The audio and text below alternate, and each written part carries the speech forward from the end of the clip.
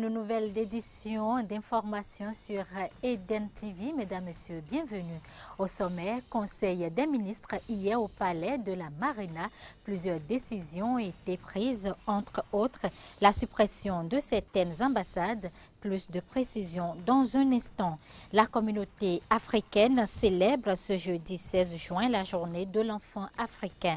Le thème retenu pour l'occasion, non au mariage forcé et précoce des filles.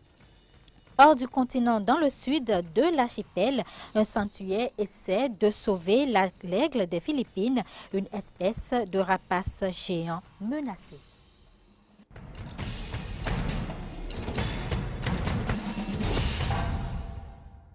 Bonjour à toutes et à tous. Direction le palais de la Marina où d'importantes décisions ont été prises au cours du Conseil des ministres tenu hier avec la présence effective du chef de l'État. Il s'agit de la modification de la carte diplomatique du Bénin. Dans ce cadre, certaines ambassades seront fermées, d'autres seront transformées en consulat général et les cadres seront rappelés au pays. Également, des mesures incitatives et des nominations ont été prononcées dans divers ministères. En voici un extrait. Le Conseil a autorisé la participation d'une délégation à la cérémonie de remise du prix de l'innovation pour l'Afrique 2016 organisée par l'African Innovation Foundation qui célèbre son 5e anniversaire sous le thème Made in Africa. Notre compatriote, le docteur Valentin Agon, est l'un des 10 finalistes pour son produit Apipalu, un médicament antipaludique que vous connaissez bien.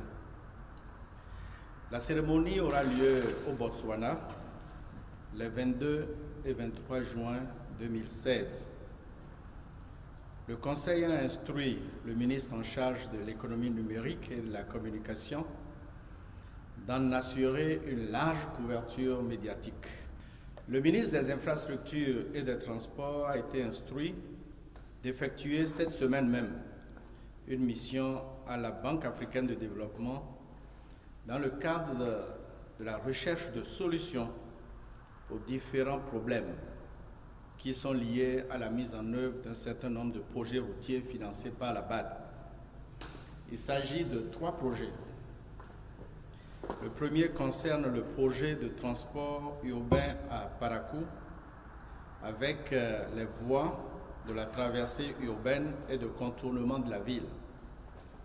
Le deuxième projet concerne le projet d'aménagement et de bitumage de la route Ndalé-Liki-Chikandu, frontière du Nigeria, le bitumage de la bretelle Biro-Perere, le pavage et l'assainissement des voies d'accès à l'hôpital de Niki, l'aménagement d'un parking gros porteur dans la ville de Ndali et la réalisation de travaux confortatifs à la route principale.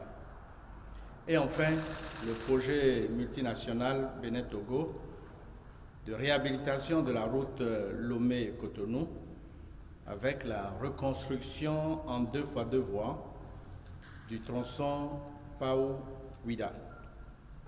À ce jour, notre pays dispose de 39 missions diplomatiques et consulaires dans le monde. 9 postes seront fermés. 5 en Afrique, 1 au Moyen-Orient, 2 en Amérique et 1 en Asie. 3 ambassades seront transformées en consulat général. Abidjan, Libreville et Kinshasa. Il s'ensuivra notamment le rappel des chefs de mission diplomatiques et consulaires admis à faire valoir leurs droits à la retraite et qui sont en poste depuis plus de 4 ans. Le rappel de ceux qui ont dépassé le temps normal de présence au poste, sauf bien entendu décision discrétionnaire du chef de l'État.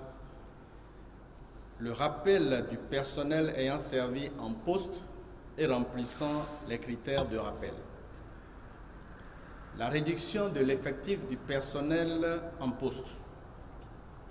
La suppression des postes d'attachés de défense et d'adjoints aux attachés de défense, à l'exception des postes qui gèrent les opérations de maintien de la paix. Le Conseil a approuvé les décrets portant attribution, organisation et fonctionnement de 4 ministères. Le ministère des Sports, le ministère de l'Intérieur et de la Sécurité publique, le ministère de l'Économie numérique et de la Communication et le ministère des Enseignements secondaires, techniques et de la formation professionnelle. À l'issue du Conseil, des nominations ont été prononcées. Au ministère du Cadre de vie et du Développement durable, 2. Au ministère de l'Enseignement supérieur et de la Recherche scientifique, 2. Et au ministère de l'Économie numérique et de la Communication, 6. Les travailleurs du Centracef du ministère de l'Économie et des Finances ont organisé hier un sit-in dans l'enceinte du dit ministère. À travers cette manifestation, ils ont exprimé leur mécontentement face à la situation administrative qui prévaut actuellement au ministère. Reportage.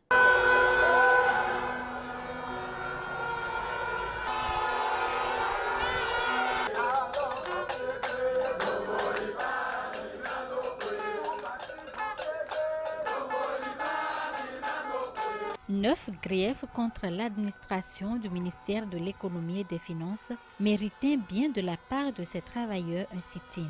Réunis au sein du Centracef, syndicat de l'administration centrale des finances, ces travailleurs ont, ce 15 juin 2016, fait savoir à leur hiérarchie leur rejet de certaines de ces décisions. Et il y a de quoi, puisque les négociations qu'ils ont entamées auprès de cette même hiérarchie n'ont abouti à rien de satisfaisant à leur goût. C'est pourquoi ils ont eu recours à la dénonciation de cette manière. À propos de l'AOF, avec toutes les expériences vécues, on ne peut le concevoir et l'élaborer sans associer ceux qui sont chargés de sa mise en œuvre.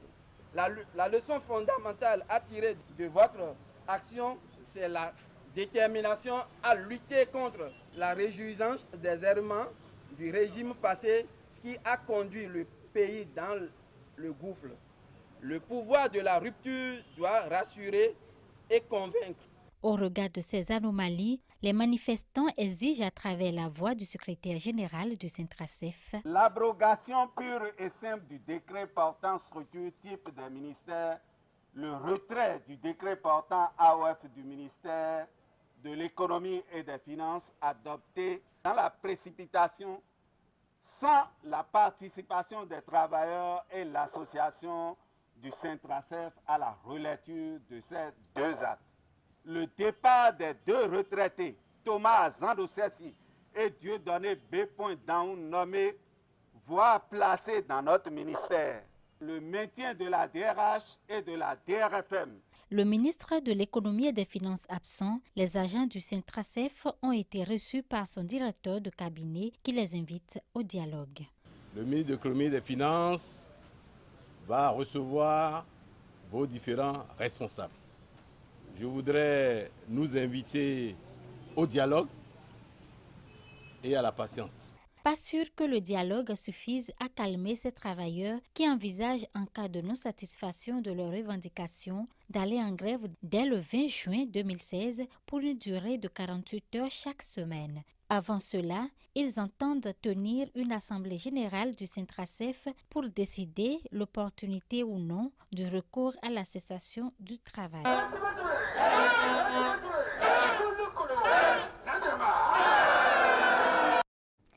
Eden Info 13h se poursuit. Amnesty International Bénin se rapproche davantage des médias béninois et internationaux pour une visibilité dans ses actions de promotion, protection et défense des droits de l'homme. L'objectif d'une formation des journalistes sur la protection de la liberté d'expression par la méthodologie SDR. Les professionnels des médias seront pendant 2 jours formés sur cette nouvelle méthodologie afin de participer à travers leurs écritures à la lutte contre la violation des droits humains. À l'issue de cette formation, il sera constitué un réseau des journalistes qui pourront travailler en collaboration avec Amnesty International Bénin. Parlons éducation. Le ministre de l'Enseignement supérieur, Marie-Odile Atanasso, a rencontré ce matin le directeur de l'Office du baccalauréat. Une visite qui s'inscrit dans le cadre des préparatifs de l'examen du baccalauréat session juin 2016. Elle a permis à l'autorité de constater que tout est prêt pour un bon déroulement du bac sur toute l'étendue du territoire. Vous aurez les détails de cette visite dans nos prochaines éditions. Destination à présent l'université d'Abomey-Calavi. Depuis quelques heures, la rumeur fait état de ce que le rectorat et le ministre de l'Enseignement supérieur accordent leur avis à une décision prise par les responsables syndicaux des étudiants de l'université d'Abomey-Calavi. Une décision qui prévoit la sensibilisation puis la répression du port des tenues CERCI au sein de l'université. Qui sont les tenants et les aboutissants réels de cette décision? Plus de détails avec Fréjus Serroin et Denis Marouya. Étudiante, il est formellement interdit de porter à l'université d'Abomey-Calavi les collants, les mini-jupes et autres tenues indécentes et reprochables. Il ne s'agit pas là d'un commandement de pratiques vestimentaires à l'université d'Abomey-Calavi, mais bien d'un extrait d'une décision signée par l'Union nationale des étudiants du Bénin, la Fédération nationale des étudiants du Bénin et l'Union nationale des scolaires et étudiants du Bénin. Cette note vise à réglementer le mode vestimentaire féminin dans cette université. Très vite, l'information a fait le tour des réseaux sociaux, mais cette fois-ci avec une supposée bénédiction des autorités rectorales, qui, elles, assurent n'avoir pris connaissance de cette décision que très récemment. Je puis vous dire très franchement que l'autorité rectorale n'est ni de près ni de loin mêlée à une telle décision. Et je doute qu'il en soit de même pour l'autorité ministérielle. Si le rectorat ne pense pas qu'au fond, le problème soulevé n'est pas mauvais en soi, il faut dire que la manière dont ils ont procédé est condamnable. On dit, à partir du lundi 20 juin prochain, les étudiantes seront expulsées par les organisations syndicales avec l'appui de la police universitaire. Pour une question aussi sérieuse, pensez-vous qu'un ministre ou un rectorat puisse s'appuyer sur une police universitaire? Honnêtement, nous sommes dans un état de droit. On est d'accord? Donc, on ne peut pas chasser une étudiante de salle de classe. Nous sommes une université, c'est ouvert pour l'univers. J'étais à la fac de droit depuis lundi pour mon cours. Mais je n'ai pas vu en face de moi des étudiantes habillées toutes chairs dehors. Des gens sont décemment vêtus. Et donc, je ne sais pas d'où est-ce qu'ils ont cherché ça. Une position que ne dément pas les responsables d'étudiants qui précisent que leur décision ne mentionne pas les autorités rectorales et est différente de celles qui circulent sur les réseaux sociaux. Mais ils restent fidèles à leur position.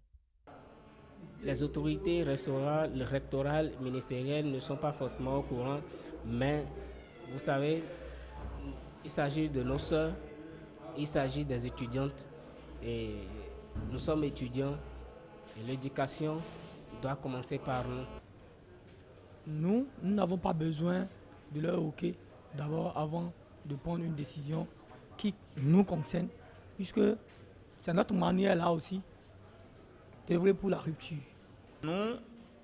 Nous sommes des responsables. Nous avons pris une décision responsable. Nous avons donné des instructions à nos hommes pour que la sensibilisation se fasse sur une période donnée afin que la phase de répression n'arrive. Avec cette nouvelle affaire, le campus d'Abomey-Calavi risque peut-être d'être secoué dans les tout prochains jours par de nouvelles oppositions entre étudiants et autorités rectorales. Écoutons à présent la réaction de quelques étudiants sur la question. Je pense que c'est une bonne chose parce que la dépravation des mœurs atteint un niveau où il faut vraiment prendre des mesures par rapport. Donc je ne suis pas contre la décision, je suis totalement pour. Ça, on est au Bénin et le favoritisme, je sais que c'est plus ou moins ce qui est plus ou moins ce qui est observé. Mais j'espère que ce ne sera pas le cas et qu'ils vont vraiment appliquer ce qu'ils ont commencé. Ce serait bien que les responsables étudiants aussi puissent faire la part des choses. Parce que qu'ils n'utilisent pas cette répression-là pour comme un moyen de force, quoi, genre, pour opprimer les filles qui auront rejeté leurs avances. Je pense que c'est une très bonne initiative dans la mesure où on voit que de nos jours, les jeunes filles s'habillent de manière trop bizarre et c'est pas trop décent. Donc, cela permettrait mieux aux jeunes filles de s'habiller de manière décente. On met des tenues sexy en disant qu'on est au 21e siècle, qu'il faut se mettre en valeur, c'est pas un truc du genre, mais ça les permettrait au fait de contrôler ce qu'elles mettent avant de sortir. Je dirais qu'ils n'ont qu'à faire application de la règle telle qu'elle soit. Bon, de ne pas considérer le fait que bon, celle-ci ou celle-là, elle est un peu proche. Bon, il faut essayer de voir un peu d'appliquer la règle telle qu'elle soit. Pour tout le monde, sans exception. Nous restons à l'université d'Abomey-Calavi où les nouvelles autorités gouvernementales sont dans la dynamique de la confection d'une nouvelle carte universitaire, laquelle consisterait à regrouper autour des universités d'Abomey-Calavi et celles de Parakou des centres universitaires en mettant entre parenthèses les universités de création telles que Lokossa, Porto-Novo, Ketu, Abomey et Natitengo. Mais cette carte en gestation est diversement appréciée par les différentes représentations syndicales des universités. Écoutons-les au micro de Fréjus Serlan. Pour notre part, nous pensons que ce serait une décision salutaire. Salutaire pour faire le toilettage des universités qui poussent comme des champions, sans infrastructures réelles, sans ressources humaines disponibles, sans un minimum ergonomique pour permettre aux étudiants d'étudier dans de bonnes conditions. Et si nous pensons qu'il faut offrir des chances égales à tous les enfants du Bénin, il n'est pas normal de créer des universités qui ne remplissent pas les conditions pour l'être. Moi, j'ai fait l'expérience du centre universitaire d'Aplahoué qui est rattaché à l'université de Lokossa, mais je dirais, ça fait pitié. Parce que quand vous voyez des étudiants s'asseoir sur des tabourets pour recevoir l'enseignement dans des salles qui en réalité ne sont pas des salles conçues à cet effet, parce que les étudiants recevaient ces enseignements dans des modules prêtés par la mairie et autres, avec des tableaux désuets. Moi, j'ai été en mission là-bas, j'ai vécu ça, des étudiants s'assoient sur des tabourets, mais c'est ridicule. On ne peut pas appeler ça une université. Nous avons rencontré Madame le ministre là-dessus, qui nous a confirmé. Et c'est ça qui nous a amené à prendre cette position publique que vous avez là. Et naturellement, nous ne sommes pas d'accord. Les infrastructures, aujourd'hui, vous regardez, on est arrivé à des amphis 1000, ça ne suffit pas. On prend l'effectif de la géographie, département de géographie là, ils sont plus de 12 000. Donc, si un simple département fait 12 000, ça pose problème. La nécessité de décongestionner l'université, mais entre griffes, cette nécessité-là oblige de créer de nouvelles universités. C'est trop facile d'arriver et de dire c'est de gros lycées, on va les supprimer. Non, on ne peut pas. Parce que les vrais problèmes, c'est que les effectifs sont là, il faut décongestionner. C'est la solution de facilité et une solution qui n'en est pas une que de dire on va supprimer les anciennes. D'autant qu'ils ont trouvé des financements maintenant qu'ils en profitent pour équiper les universités qui existent et dont on sait qu'ils ont besoin des équipements, qu'ils ont besoin des recrutements. Avec ces financements, on devrait pouvoir maintenir les choses en l'état. La communauté africaine célèbre ce jeudi 16 juin la journée de l'enfant africain. Le thème retenu pour l'occasion, non au mariage forcé et précoce des filles. Plusieurs organisations non gouvernementales et associations de défense des droits des enfants ont organisé une marche pacifique appuyée par l'UNICEF, l'Organisation des Nations Unies pour l'enfance, qui a démarré à la place des Martyrs et a eu pour point d'arrivée la place de l'Étoile Rouge de Cotonou. Cette marche a pour but de sensibiliser les autorités politiques, leaders religieux et parents à protéger les enfants du phénomène du mariage forcé. Alors vous aurez le point dans l'édition de 20h. Hors du continent, au troisième jour du procès d'Oscar Pistorius, le procureur Guérinel a plaidé pour que l'ex-athlète soit condamné à une peine d'au moins 15 ans de prison. De son côté, l'avocat de la partie civile a réclamé une punition rationnelle dans cette affaire. La juge Tokozile Masipa pourra rendre son verdict vendredi prochain. On écoute la déclaration du procureur. Si la peine minimale est de 15 ans, une surveillance correctionnelle ne s'approche même pas de ce minimum. Nos tribunaux ont le devoir, Madame la juge, malgré de doutes d'imposer la peine minimale. C'est le devoir de ce tribunal, Madame la juge.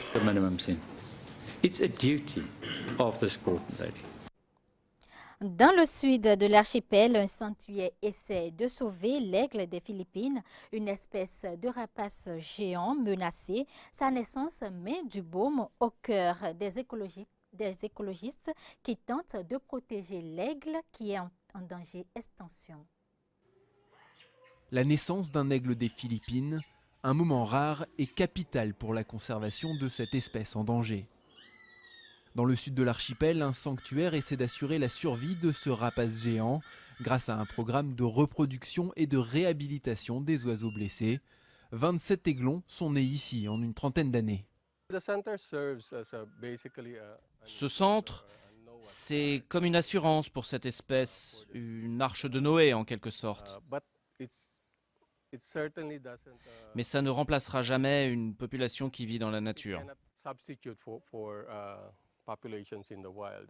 L'aigle des Philippines est l'un des oiseaux les plus grands et les plus puissants du monde. Il a besoin d'un vaste territoire dans les forêts pluviales tropicales du pays pour survivre, mais la déforestation menace toujours plus son habitat. Le centre accueille chaque année des dizaines de milliers de touristes et essaie d'apprendre aux Philippins comment protéger l'un de leurs emblèmes nationaux. Ne détruisez pas l'habitat des aigles et ne détruisez pas leurs forêts parce que les forêts sont importantes pour les aigles et les autres animaux. L'autre menace principale, la chasse. Les aigles sont abattus car ils peuvent être considérés comme une source de nourriture ou même une menace lorsqu'ils s'approchent des villages. Parfois, ils se font simplement tirer dessus par erreur. Ils ont tendance à se déplacer à découvert quand ils voyagent entre deux forêts. Et c'est comme ça qu'ils croisent le chemin de l'homme et se font tirer dessus. Nos recherches montrent qu'un grand nombre de ces oiseaux se font tirer dessus. En fait, près de 90% d'entre eux sont abattus et meurent avant même d'atteindre l'âge adulte. Les survivants sont soignés ici. Ceux qui sont trop âgés ou mal en point sont gardés pour être montrés aux visiteurs. Les autres sont rendus à l'état sauvage. Malheureusement, sur les 15 aigles relâchés depuis l'ouverture du centre, 4 ont été ramenés blessés et un seul serait encore en vie dans la nature. Dernière information avant de boucler cette édition, en Afghanistan, certains notables et responsables ont toujours recours au bacha bazi, une forme d'esclavage sexuel pédophile, une pratique dont les talibans profitent pour infiltrer les forces de sécurité et préparer des attaques meurtrières. Reportage. L'ancien policier est devenu tailleur. À 21 ans, Mathiula est le seul survivant d'une attaque contre un poste de police qui a fait 7 victimes. L'assaillant était un infiltré taliban, non pas un combattant aguerri, mais un enfant, ce qu'on appelle un bacha, un terme qui signifie garçon en dari, l'une des 2 langues officielles d'Afghanistan, mais qui désigne ici un jeune esclave sexuel. Le Bacha du commandant s'est retourné contre les policiers. Il y a plein de commandants de police dans la province qui refusent de travailler dans un checkpoint s'ils n'ont pas de bacha pour se divertir. Les bachas ont aussi provoqué des rivalités mortelles entre des commandants. Dans un pays qui condamne l'homosexualité comme une perversion interdite par l'islam, cet esclavage sexuel pédophile est pourtant largement accepté. Une tradition perpétuée par certains notables, dont des commandants de police dans des régions rurales comme ici, à Oruzgan. Leurs victimes, souvent prépubères, deviennent des proies faciles pour les talibans, à la recherche d'agents doubles pour attaquer la police. Ces garçons sont utilisés à des fins sexuelles pour remplacer les femmes. Et les talibans se servent de cette faiblesse contre la police. C'est un gros problème au sein des forces de police. C'est pour ça qu'il faut changer ça.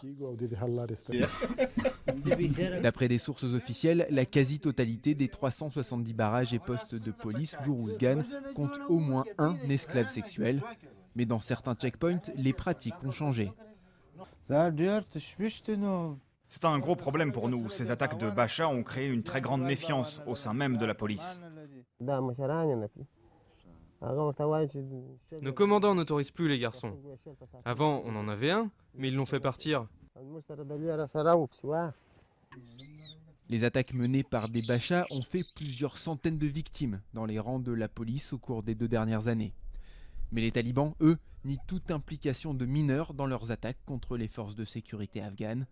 Les talibans qui avaient interdit les bachas lorsqu'ils étaient au pouvoir. Ainsi s'achève cette édition. Mesdames, Messieurs, merci de votre fidélité.